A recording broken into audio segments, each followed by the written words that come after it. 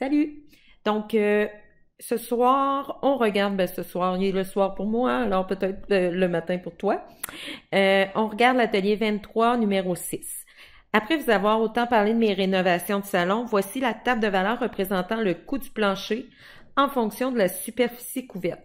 Donc, on voit la superficie, c'est l'axe des X et le coût, c'est la variable Y. Donc, parce que quand on lit une table de valeur, la rangée du haut, c'est X, la rangée du bas, c'est Y. Je t'avais donné comme truc, on lit de haut en bas et X vient avant Y, donc X, Y. Alors, là, tu as le coût du plancher en fonction de la superficie. S'agit-il d'une situation de proportionnalité? Si oui, donne le coefficient de proportionnalité et la règle. Donc, je sais pas si tu as remarqué, mais dans le fond, il faut que tu me répondes à 3 questions. Fait que là, je vais aller les souligner de 3 couleurs différentes pour que tu puisses te repérer dans ce que je fais. Fait que là, je commence par, est-ce qu'il s'agit d'une situation de proportionnalité?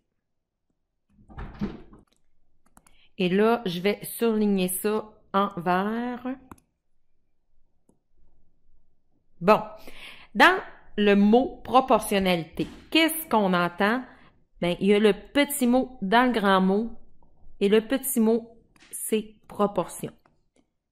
Donc, dans le fond, on veut savoir, est-ce qu'on est capable d'avoir une proportion à partir de cette table de valeurs-là? Une proportion, là, tu dois le savoir, c'est 2 fractions, dans le fond, qui sont équivalentes. Ça, c'est une proportion. Donc, si je regarde en table de valeurs, je vais faire une proportion en disant Y sur X. Donc, je vais aller vérifier. Dans ma table de valeurs, on me donne, oups, là, ça me cache les chiffres, on me donne 2 coordonnées. Les autres, il y a des valeurs manquantes. Fait qu'il faut que je regarde à partir de ces 2 coordonnées-là. Là, j'aurais pu mettre X sur Y. Je vais prendre Y sur X parce que c'est ce rapport-là, Y sur X, qui va nous donner le coefficient de proportionnalité. Fait que ça va m'éviter d'avoir à le calculer plusieurs fois. Donc, je vais aller chercher le premier Y. Donc, dans mon premier couple, le Y, c'est 1047,50. Fait que je le note. Et le X qui va avec, c'est 250. Donc, je le mets. Je m'en vais aller chercher l'autre couple. Donc, le Y de l'autre couple, c'est 2514. Et le X qui lui correspond, c'est 600. Et là, ce que je fais, c'est que je vérifie si l'égalité, elle est vraie ou si elle est fausse. Fait que j'ai différentes façons de le faire. Là, je vais le faire en faisant le quotient. Donc, en divisant mon 1047,50 par 250. Fait que si je fais ça, 1047,50 divisé par 250, ça me fait 4,19.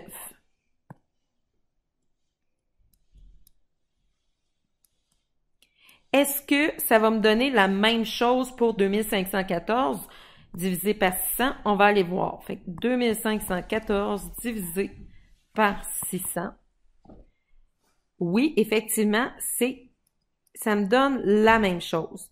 Donc, comme le quotient de 1047,50 et de 250 est le même que le quotient de 2514 et 600, on sait qu'on a une proportion, donc une situation de proportionnalité.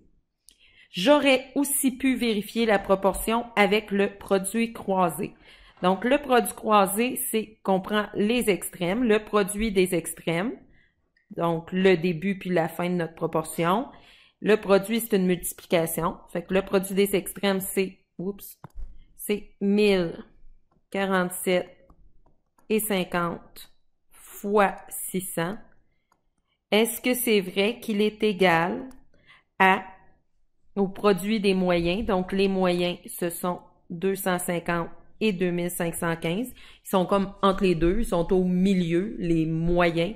Donc, 250 fois 2514. Là, on vérifie ça.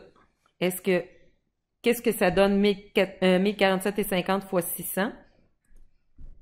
1047,50 fois 600. C'est égal à 628 500. Oups.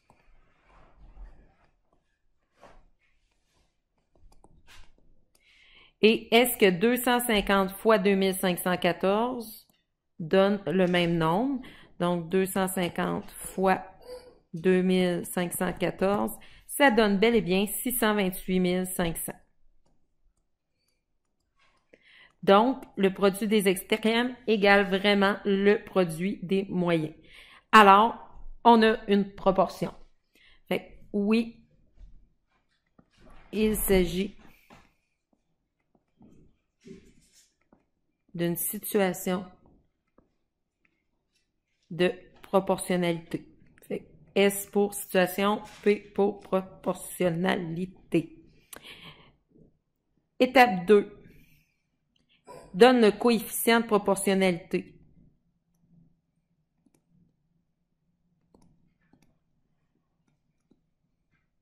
Et là, il faut que tu retiennes que coefficient de proportionnalité, on va toujours écrire à partir de maintenant CP parce que c'est vraiment très long à écrire. Donc, le C pour coefficient, le P pour proportionnalité. Alors, si je te demande le CP, ça veut dire coefficient de proportionnalité. Ben, je te l'ai mis ici un petit peu. CP, il va falloir que tu marques sur ton mémoire que pour le trouver, c'est Y sur X.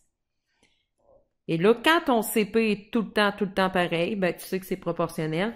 Et dans ce cas-ci, tu prends un des coupes, 2514 sur 600 est égal à 4,19.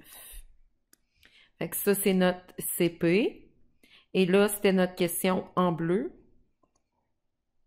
Fait que je vais surligner. Et le CP, c'est 4,19. Et je te demandais, donne la règle. La règle, dans le fond, c'est quelque chose, c'est comme une régularité. C'est qu'est-ce que je fais comme calcul pour partir du X et obtenir mon Y et vice-versa. Ça va toujours marcher quand je vais utiliser cette règle-là. Bon, pour faire ça, ben, dans le fond, qu'est-ce que je dois faire comme multiplication pour passer de 250 à 1450, à 1047,50?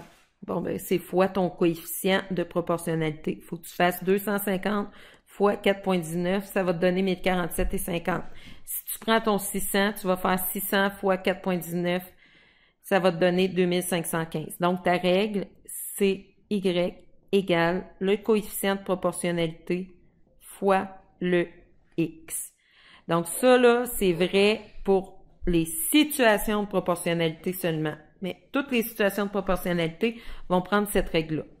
Alors, dans ce cas-ci, la règle va être Y égale 4,19 X. Et que ça ici, je vais le mettre en jaune. Ça, c'est ta règle. Maintenant, je veux juste qu'on va aller compléter notre table de valeurs avec notre règle. Si ma règle, c'est Y égale 4,19X, je m'en vais dans ma table de valeurs. On voit ici que j'ai pas la donnée X, mais j'ai la donnée Y qui lui correspond. Donc, le 1676, je vais aller le mettre vis-à-vis le Y. Parce que je le connais. Ça va être égal à 4,19X. Moi, je veux connaître c'est quoi la valeur du X. Donc, je vais devoir l'isoler. Je le surligne. Entre le X et le 4,19, c'est une multiplication. Qu'est-ce qui annule la multiplication? C'est la division. Donc, je vais diviser par 4,19. Mais si je le fais d'un bord, je le fais de l'autre. Donc, 1676 divisé par 4,19, ça fait 400.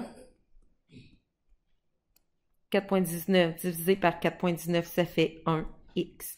Donc, quand mon y est 1676, mon x c'est 400. Dans l'autre cas, j'ai mon x, mais je n'ai pas mon y. Donc, je vais reprendre ma règle et je vais la réinscrire. Y égale 4,19 fois x. Mais là, j'ai mon x. Fait que y va égaler 4,19 fois 520. Alors, je prends ma calculatrice. 4,19 fois 520 est égal à 2178,80,8. Attends, 2178,8. C'est un 1, ça ici, là. Donc, 2178,8. Donc, ce qui est très important, là, c'est de prendre le temps de vérifier quelle variable que je connais. Est-ce que c'est le X? Est-ce que c'est le Y? Puis ensuite, d'aller le situer à la bonne place dans ta règle. Dans le cas du dernier couple, j'ai le Y. Je cherche le X égale à quoi? Donc, je reprends ma règle. Y égale 4,19 X. Et comme je connais le Y, je vais aller le mettre vis-à-vis le Y. 2723,5 est égal à 4,19 fois X. Comme je veux le X, je vais devoir isoler, je vais le surligner. Entre le X et le 4,19, c'est une multiplication. Donc, je vais l'annuler avec la division. Donc, X sera égal à 2723,5 divisé par 4,19. Ça me donne X égale 650.